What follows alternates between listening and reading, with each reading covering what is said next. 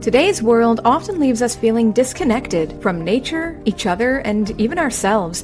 But around the globe, there are communities whose daily lives offer powerful blueprints for building a healthier, freer, and more connected world. In Bhutan, happiness isn't measured by economic growth, but by harmony with nature and spiritual well-being. This Himalayan kingdom is famously carbon negative, prioritizing environmental conservation as essential to their cultural identity and personal fulfillment. What might our communities look like if we adopted Bhutan's reverence for nature and sustainable practices?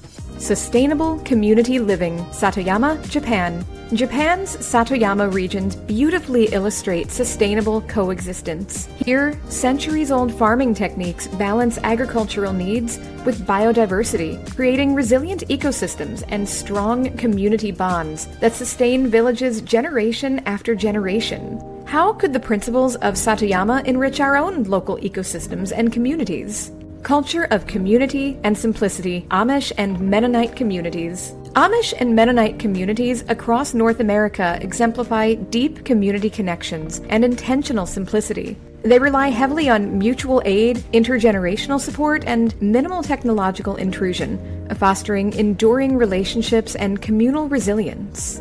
Could embracing greater simplicity and mutual support strengthen our own community ties? Healthy local food culture, Mediterranean village life. In Mediterranean villages, food is far more than sustenance. It's community, celebration, and health. With diets based on local, seasonal produce and daily communal meals, these cultures enjoy remarkable longevity, well-being, and social cohesion. Imagine the transformative impact of reclaiming food as the heart of our daily lives. Natural health and self-sufficiency, Kerala, India. In Kerala, India, ancient traditions of Ayurveda integrate seamlessly into daily life, offering affordable, holistic healthcare rooted in prevention and natural therapies. This self-sufficient healthcare model empowers individuals and fosters strong, healthy communities. How might adopting holistic healthcare practices restore balance and autonomy in our own health? Family-centric living, indigenous communities. Indigenous cultures such as the Maasai of East Africa and the Sami of Scandinavia deeply involve children in community life. Rather than sending children away, these societies educate through direct participation, mentorship, and meaningful responsibilities, creating capable, culturally rooted young adults. What if our children grew up learning within family and community rather than distant institutions? Walkable, human-scale living. European Old Towns. European Old Towns offer a vision of human-scale living, where cities like Amsterdam, Copenhagen, and rural Italy prioritize pedestrians, cyclists, and vibrant public spaces over cars.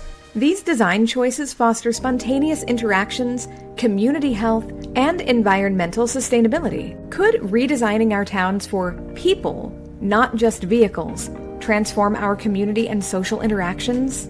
For a deep dive into this topic, I highly recommend the book A Love Letter to Suburbia: How to Restore the American Village by Diane Alisa. I'll share the link below in the description. Community integrated education in Finland. Finland's educational model places children within their communities, emphasizing play, exploration, critical thinking, and emotional intelligence over standardized tests. This approach nurtures thoughtful, engaged citizens deeply connected to their communities. What if education empowered our children through community integration rather than institutional isolation? Each of these cultures offers invaluable insights into creating healthier, more connected communities. Which cultural practice inspires you most? How can you apply these insights locally? Share your thoughts below and subscribe to True North Trails, where we're forging our own path toward a better world.